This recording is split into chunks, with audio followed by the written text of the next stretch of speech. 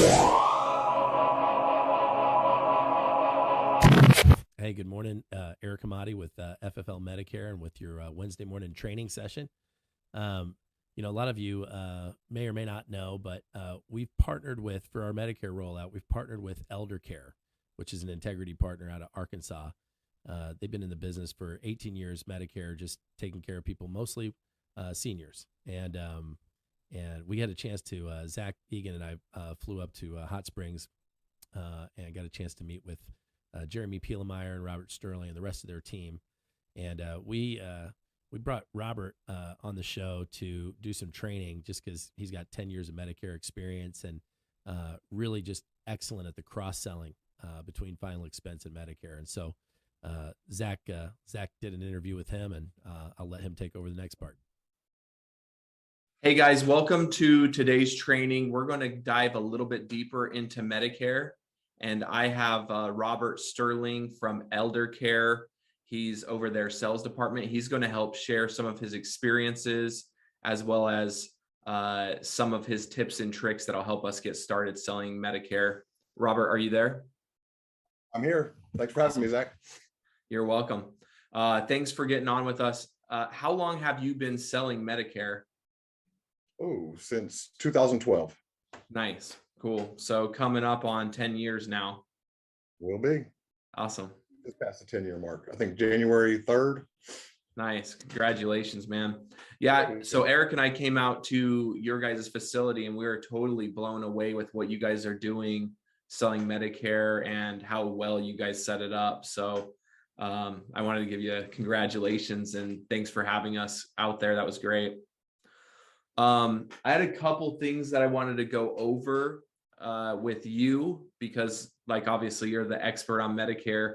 The first thing I wanted to go over is how you see us starting Medicare, maybe with our existing clients, and how you would approach that situation.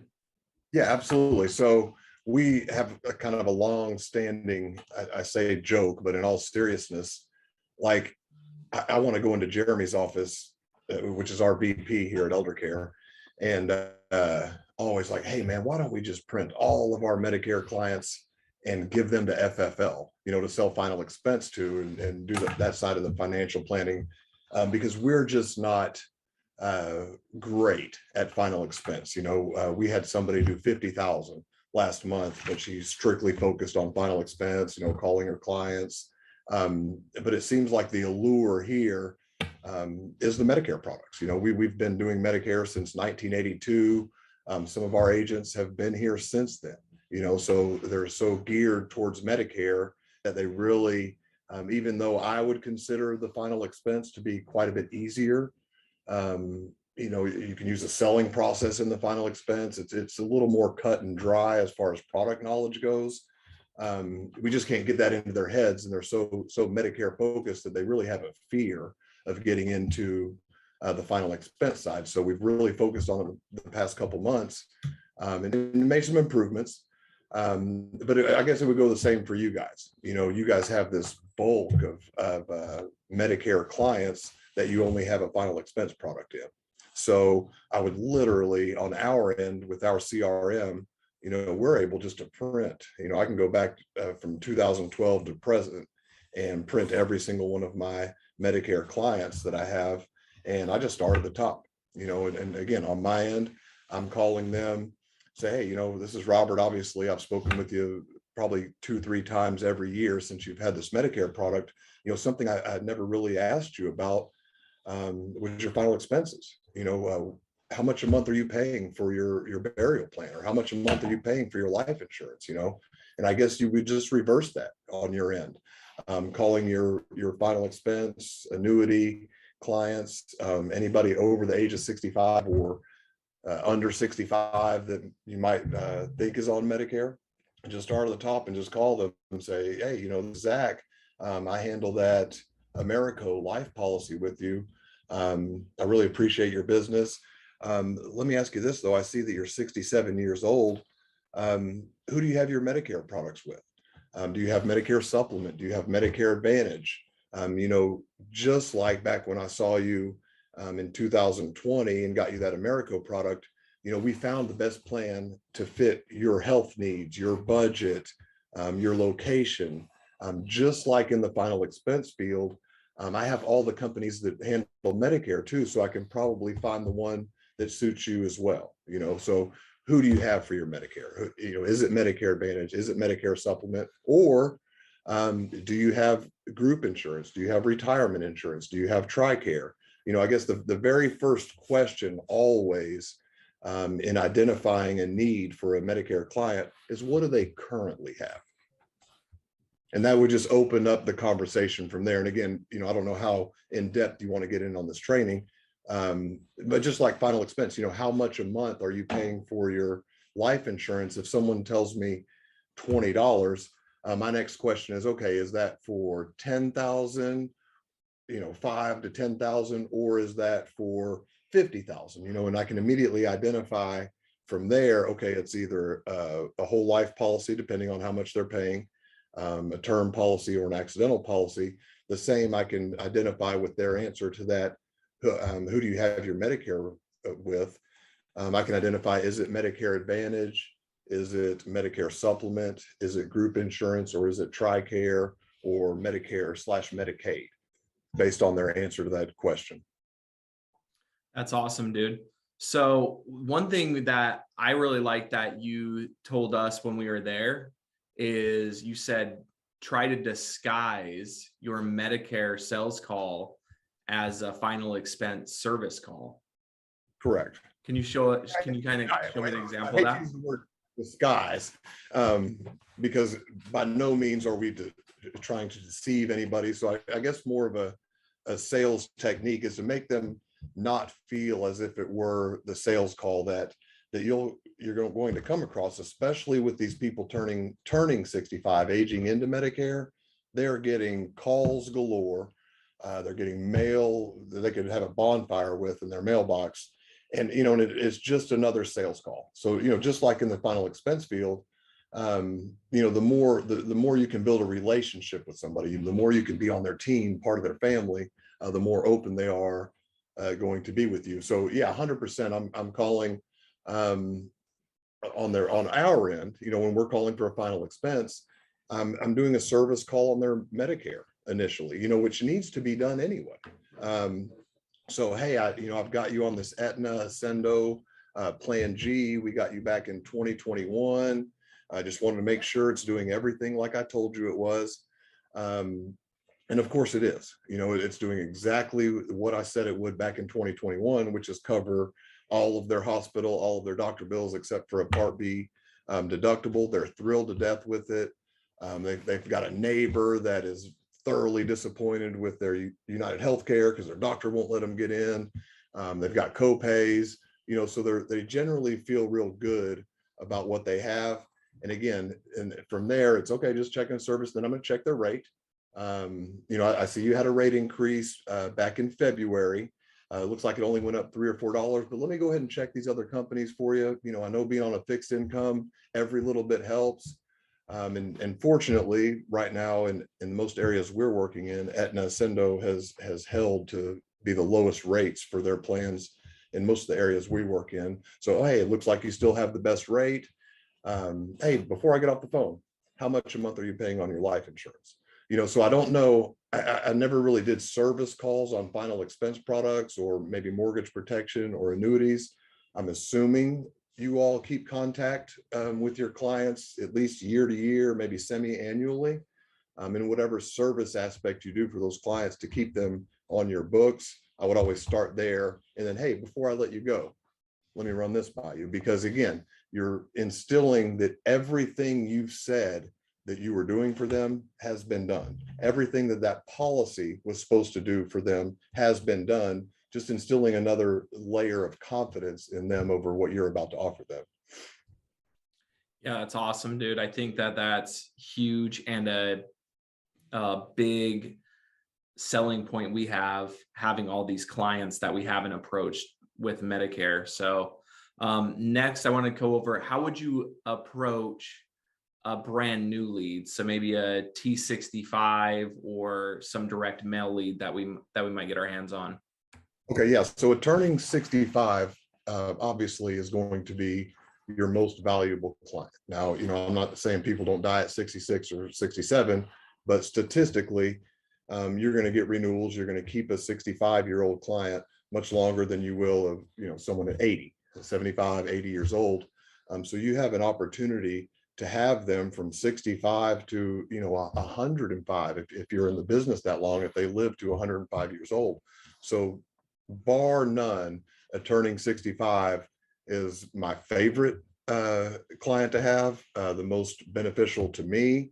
And truly, with the services that I'm able to provide with the Medicare that we offer, the Medicare products we offer, really benefit them through the long run. Okay. So again, I'll go back to someone turning 65 at about the 6 month prior to their birth month. They are going to get inundated with mail, phone calls, you name it. People they're playing pickleball with at the Y. Everybody's going to try and get them a Medicare product during this time. Okay.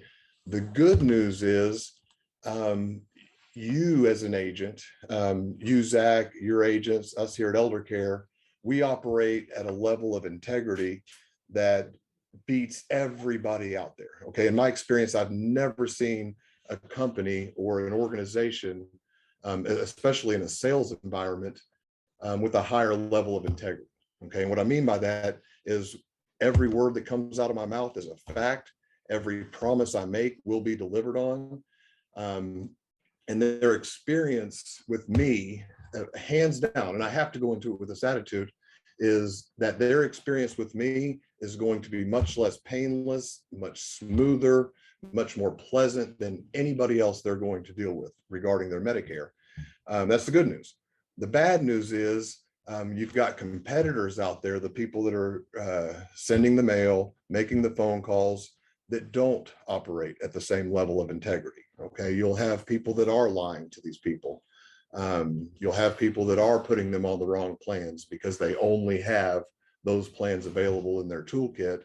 And I think it's important that you establish that relationship immediately with them and gain their trust, that you're not just another salesperson calling them or going to meet them if you're going face to face, that they're accustomed to doing, because they're getting a lot of it. Okay, that a lot of people that don't have their best interest in mind. And the only way this relationship works in regards to Medicare products is to have their best interest in mind. Okay, the only way you're going to keep them from age 65 to 105 is to have them on the best plan for them at different stages of their life. From 65 to 105, it might be a plan G right now. It might be a plan N 3 years from now. It might be a Medicare Advantage 10 years from now, all depending on their circumstances. And that's why the service is so valuable and so important on our end. And again, and we're telling them that I will be the one that walks you through the Medicare process, aging into Medicare. It's extremely complicated. I've been to school for it. I do continuing education for it. I deal with it day to day. And it's still kind of confusing to me sometimes. So I can see somebody that's been on group insurance the past 30 years coming into a whole new sector of insurance, health insurance, that it can be very confusing. It's my job to make this as simple and as painless as it can be when you're joining Medicare, and also for the duration. So I'm kind of trying to establish myself as the person that holds their hand while they're on Medicare from age 65 to 105. And I have to let them know there's no other reason to deal with anybody else. If somebody calls you from Pakistan or, wherever, and says that they're giving you X, Y, Z, all for free, and it just sounds too good to be true, no problem. Call me. Whatever they're claiming to offer you, I have available. We'll look at your needs, we'll look at your health, we'll look at your location. And if that's a plan for you, I can do that for you. So it's important that we keep our clients on the plan that best suits them from square one. And again, that's fluid. That could change from 65 to 105. So, we have to keep up with the rates, the times, the plans, and make sure we're keeping in contact with them, because I can assure you, from 6 months prior to turning 65 until death, they're getting Medicare mail, they're getting Medicare calls, and everything sounds too good to be true from these companies that aren't at a high level of integrity. And they're out there, unfortunately. Got it. So are we trying to contact them before that 6 months before, or are we just kind of jumping in the same time as everybody else? Yeah, no, sorry. We'll actually do a mail order, through a third party vendor. We'll actually mail out or order a mail out for a 9-month prior to their birthday, only because we'll get a larger return. Okay, at the 6-month mark, absolutely, is my first contact with them is at the 6-month mark. Okay, because you never really know. Here's the deal: you can get them a Medicare supplement with most carriers 6 months prior, 180 days prior to the first day of their birth month. So their birthday is March 17th, 180 days prior to March 1st, you can enroll them in a Medicare supplement with most carriers. Okay, some are 90 days, but most carriers will offer them to enroll at the 180-day mark. So without a doubt, be the first one to contact them.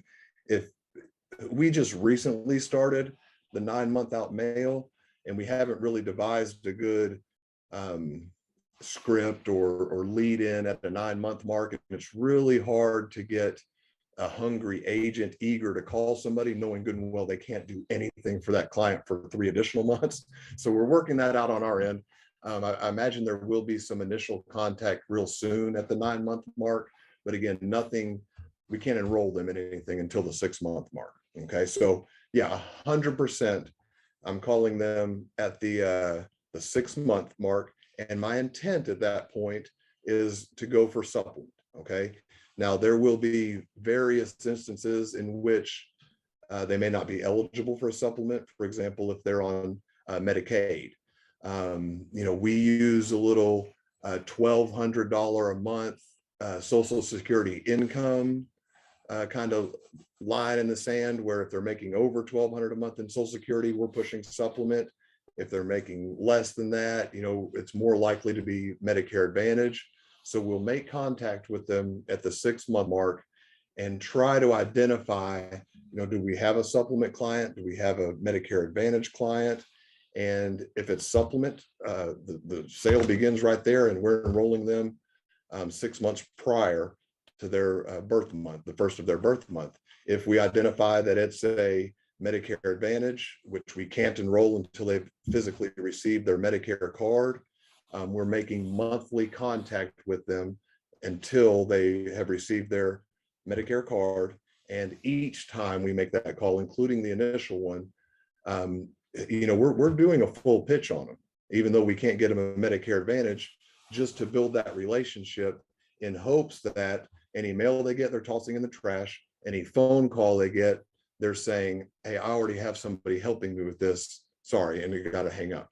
So 100% 6 months. And, we tell them there's no real advantage to enrolling in a Medicare supplement at the 6-month mark, other than, whatever the rate is, they're going to get that same rate. Let's say it's $125. They're going to get that rate for a minimum of a year after their March 1st effective date. Okay, so if in between now and 6 months, Aetna Ascendo were to have a rate increase to $145, and then they enroll a month before their birth month, they have to pay that $145. Where if they go ahead and enroll now, you're locked in to, not only the 6-month period, which by the way, they're not paying, and that, obvious to you and I, but that question will come up, do I have to pay that 6 months? That's a no. Their payment won't be until March 1. However, they get that 125 rate locked in from March 1, 2022 to a minimum of March 1, 2023. Awesome, dude. All right. So the next question I have is, what are some of the common objections you see with Medicare, or some of the questions that clients have? Most commonly, probably the same with final expense or mortgage protection, want to think about it type deal. If the pitch is done, and I've sent you all some scripts, if the script is done, or at least the key points, I'm not a big fan of scripts, but if those key points are hit, usually you won't get an objection. And forgive me, in my style of selling Medicare, I'm more of an assumptive closer. Okay. So in our organization, we've got scripts for final expense, and some people have come up with them, and they do that kind of three price close on them. Hey, 5,000 is X amount, 7,000 is X amount, 10,000 is X amount. Which one sounds best to you? Oh, the 10,000. Okay, great. And they're writing it up. My approach is, hey, I'm the Medicare expert, or I'm the final expense expert. I've done a thorough investigation of your needs and your location and prices. Here's what I'm going to do for you. Okay. So in an assumptive close type situation, which is 100% of the time what I would use, the objection normally won't come until you're at either social security number or banking information on the application.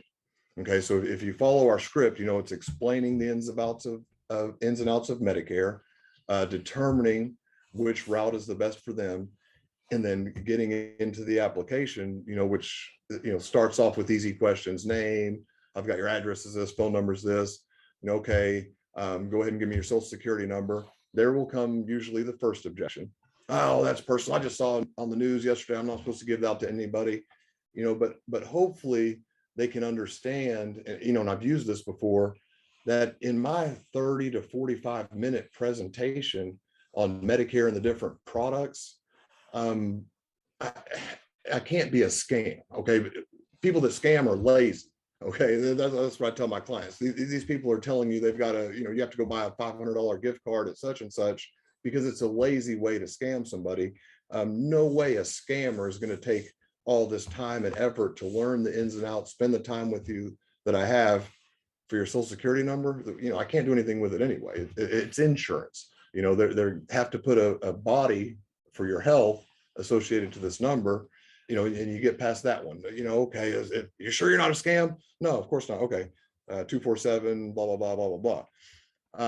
The next one will just come at the bank. And again, the objections, and let me interrupt here. This is something most Medicare members have to have. Okay. So the objection usually isn't, I don't want this product. They generally have to have it, or they're in 99% better situation than not having it. So there's definitely a need there. Any objections come, and I say this to our agents all the time, the only objection you're going to get is due to they don't trust you. So you didn't really do the 30 to 45 minute presentation in a manner that gained their trust. Okay, because if someone trusts you, you're not going to get an objection. The need's there, the price is right. I mean, they're either paying $150 or so for a Medicare Advantage, or sometimes nothing for a Medicare Advantage. The need is there. The objections will come on them not wanting to release their personal information to you, whether it be over the phone, whether you're in the home. And that's just a matter of trust. The only way you're not getting that information is because they don't trust you. And hopefully that our scripts and hitting the bullet points and our knowledge of Medicare and what's best for them instills that trust. And the relationship we've built building up to that hopefully instills a level of trust that they're able to give that information to you easily. Awesome. Now, what are some of the do's and don'ts of Medicare? And let's start with Medicare Supplement, and then some of the do's and don'ts of Medicare Advantage. With Medicare Supplement, and again, Medicare Supplement, my favorite product as far as Medicare. We have this conversation around our office. What would we do? When we become of Medicare age, and I think of Medicare. Obviously, I'd like to have a Medicare Supplement. Not knowing my financial situation at 65, can I do 150 plus the 177.10? I think is what's coming out now for Part B, or 170.10 coming out for Part B. It's a matter of affordability. So I think the biggest think the biggest do for Medicare supplement being that every plan is standardized. Okay. I tell my clients, if you get a plan G with Blue Cross, if you get a plan G with Mutual of Omaha, try and name a few companies that everybody's familiar with, or if you get a plan G from United Healthcare, or let's say you get one from Prosperity or United National Life. I'll even go so far as to say, you know, heck, if McDonald's had a plan G and you could get it in their drive-through, you're guaranteed the exact same benefits as these others. Okay. So I like throwing out names that they've heard of, you know, because everybody's going to say, oh, especially around Arkansas, that, oh, I've had Blue Cross for 30 years at my job. I love them. I'm going to go with Blue Cross. Or, you know, my neighbor has Blue Cross. She doesn't pay anything when she goes to the doctor or the hospital. You know, the biggest do is to make sure you are instilling the fact in these people that they know that they're standardized. No difference in a plan G. A plan G is a plan G is a plan G. Okay, because we're fortunate now, or I say we're fortunate now, that Aetna, Ascendo in our area has the lowest rate. Okay. It's not always the case. You know, a few years back, it was Prosperity. A few years before that, it was Old Surety. And these two companies, nobody has heard of. Okay, so I think the biggest do is to really hammer the point that in Medicare supplement insurance, they're standardized. You can go to their Medicare handbook if they have one. I would like to read it to them. You know, I did most of my sales over the phone. So I would pull mine out. Hey, on page 32 or 72, whatever it was, let me read this to you.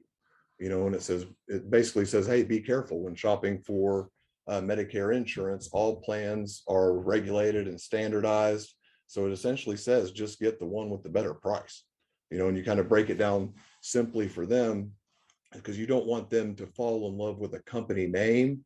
You want them to fall in love with a plan letter.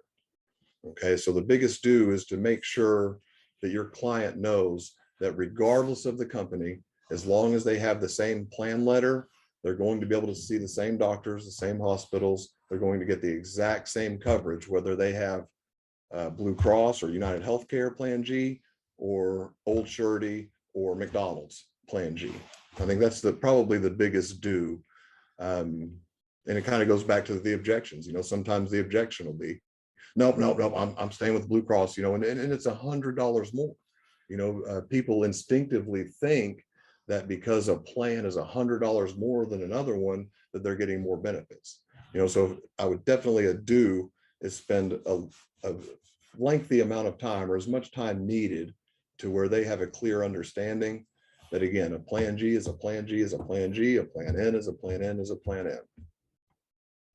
The don'ts on a Medicare supplement, I don't know what I wouldn't do. I don't guess I would put somebody with a plan N that really needed a plan G. I don't think I would put somebody with a plan G that maybe a plan N would better suit them. And what I mean by that is, again, these are your clients, but they're going to get calls, they're going to get mail, they're going to get somebody that tells them the plan N is going to do exactly what their plan G is doing for $40 or $50 less. Okay. And it happens all the time. You know, I have a client, Robert, this guy called me from, you know, United Healthcare. And I know, you know, nobody called her from United Healthcare. It was some agent claiming to be with United Healthcare or whatnot. And he said this plan N was $110. And, you know, in my plan G, it's close to 200. So I went ahead and did it. Well, and it happens all the time. So I think a don't is, you know, don't get, I'm going to turn it back into a do, but I think when you're doing Medicare supplement, it's important that they know there are other plans out there. Okay. And again, if you follow our scripts, we explain the two most popular, which are plan G and plan N. However, you know, break it down for them. You know, hey, your plan G is 130. This plan N is 100. You know, you're going to save $30 a month. The difference in a nutshell is that you'll have a $50 copay at the hospital. You'll have a $20 copay at the primary care. So if you do the math on that, essentially, as long as you're not going paying a $20 copay twice a month, you're going to come out better with this end. If you like the hassle-free of not having to worry about copays and just want to have an annual deductible, I think this plan G is for you. And let them make that decision. Do I want to save $30 a month, or do I want to pay $30 a month extra for the convenience of the simplicity of this plan? But always let them know that you have this other product. I've got you with this plan G. If we decide you want to go to an N, I can do that for you. If we decide you want to go to Medicare Advantage, we can do that for you. Again, I'll go back to, if anything you hear from anybody sounds too good to be true, call me. I have it available, and we'll look at your health conditions, we'll look at your medications, we'll look at your doctors and hospitals, and we'll make sure you're on the plan that suits you. So don't focus on what you feel is the best plan, I guess, in a nutshell, and tailor it more towards their needs, whether it be health-wise or financially. And I hear you saying too, try to educate them and let them know that you have everything available to that everybody else does. So if they are thinking about switching, to come to you, because you, again, are the most trustworthy. So I like that as well. What about the do's and don'ts of Medicare Advantage? Okay, so the do on Medicare Advantage is very, very simple. Do the Medicare Advantage compliantly. Well, obviously you do the Medicare supplements compliantly as well.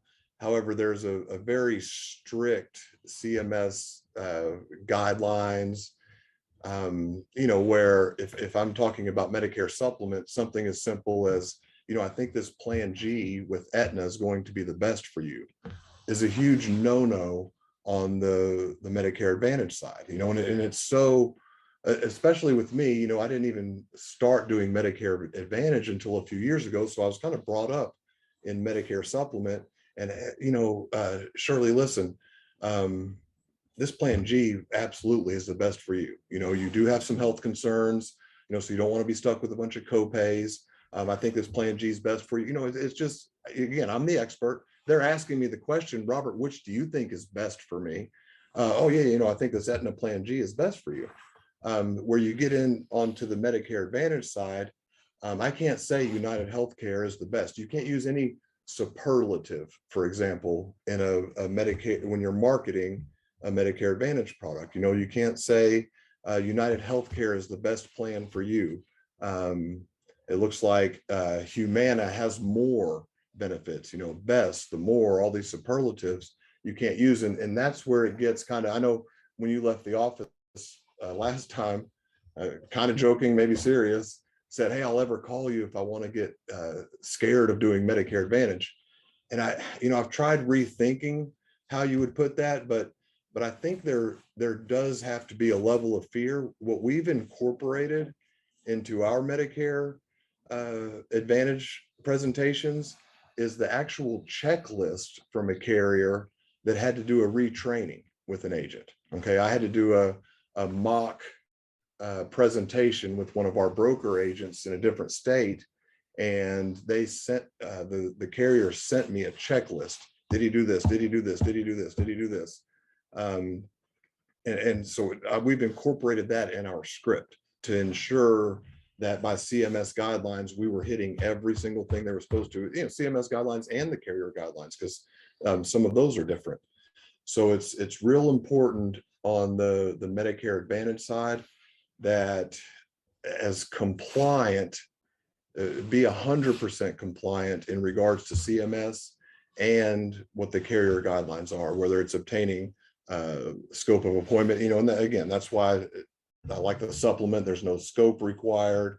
Most signatures can be done via the mother's maiden name on an e-application, where on an MA side, you're looking more of a digital signature, which is email or text, which Medicare Center is fantastic for that. If they have email or text, most of the carriers have also implemented some type of voice signature or they'll put you on your client on the phone with the representative from that carrier, and they'll obtain a voice signature. But make sure you study the do's and don'ts of the Medicare Advantage plans, and just don't. I've seen people get terminated for using superlatives, signature mistakes, just what we would consider a mistake sometimes, or oh my goodness, I can't believe I forgot to do that type deal. And next thing you know, they can't write with that carrier for a year. They're losing commissions, and that's kind of scary. I don't want to put in a whole lot of work and lose everything for my 50 clients with this carrier because I forgot to do something on one of them. And all of them, all the carriers are real good. CMS is real good about explaining, what you can and can't do, marketing outside of AEP. I've seen people thought they were with United Healthcare in Louisiana, wrote to United Healthcare in Louisiana, and they get terminated. So it's serious stuff. And more importantly, their guidelines and their rules are to protect that Medicare client. And, and that's what we're trying to do as well. But everybody knows mistakes happen. This is not an area where you can make mistakes, though. And so, I don't want to scare anybody off of them. But I think a good do for a Medicare Advantage plan would be to have the checklist to ensure that you've hit everything on their do's and don'ts list. Roger that. Thanks, man. Is there anything else that you had prepared that we didn't hit?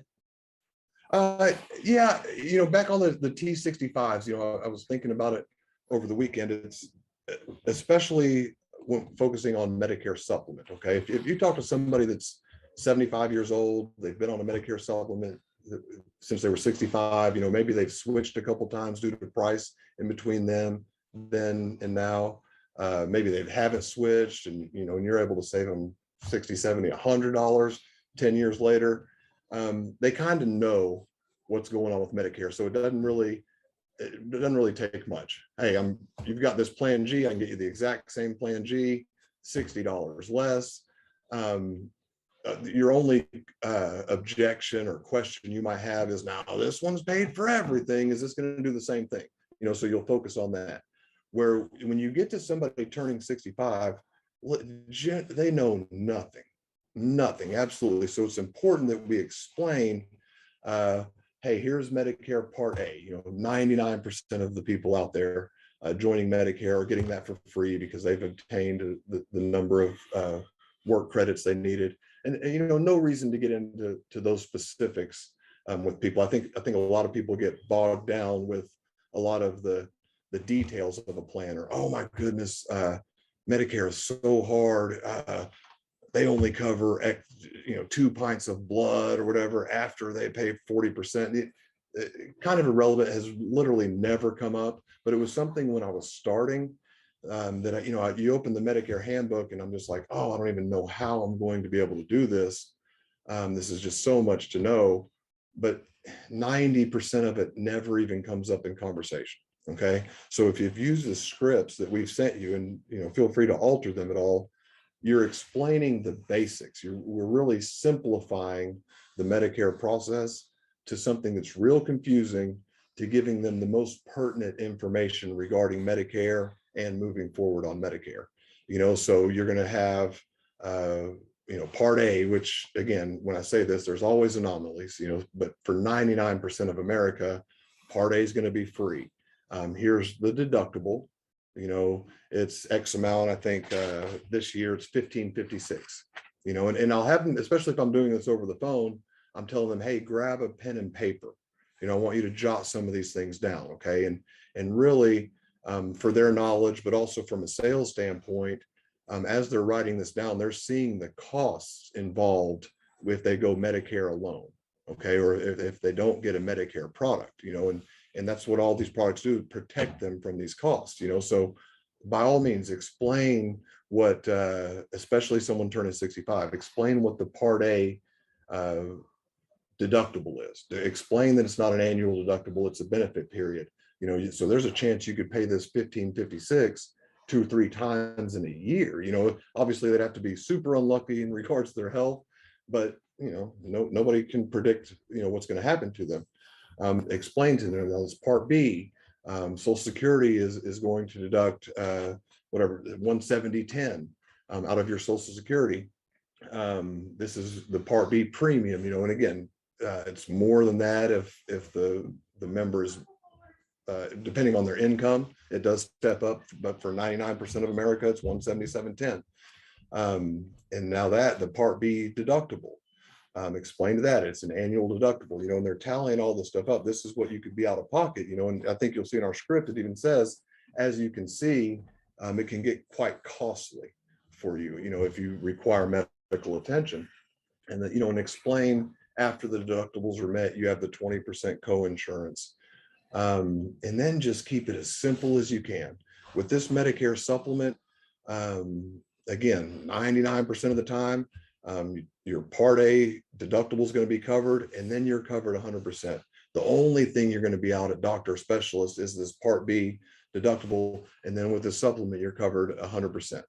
And explain they're going to need a drug plan with it, but really simplify everything, because that's what they need. That's what's going to gain their trust, not getting everything more complicated, getting them more confused. And I think the more information you give them, the more confused they become, which generates more objections or more worry or more fear in them, that they don't feel so comfortable. Hey, you've given me a lot to think about. If you're going over how many pints of blood, how many days during a benefit period, I think the meat and potatoes is the most important, and making them feel comfortable that if you do this, it's basically going to be hassle-free in regards to your health, which they are. I tell people, it's the best insurance in the country. Nobody, not even them, that they've been working 30 years, paying a deductible, paying copays, has an annual deductible of $233. I mean, that's unheard of in the insurance world. And I stress on that. You're basically hassle-free after you pay that $233 at the beginning of the year, or whenever you require medical attention. And I always try and just basic sales stuff. Give a little story about me personally. Hey, I went in the hospital for this. I'm trying to heal over this 10-day period, and in the back of my mind, I'm thinking, oh my goodness, the financial end of this is going to be ridiculous, and it just kind of impedes the healing process when you're stressed out mentally too over something you don't have to be with this product. And chances are they've experienced something similar that they can relate to it.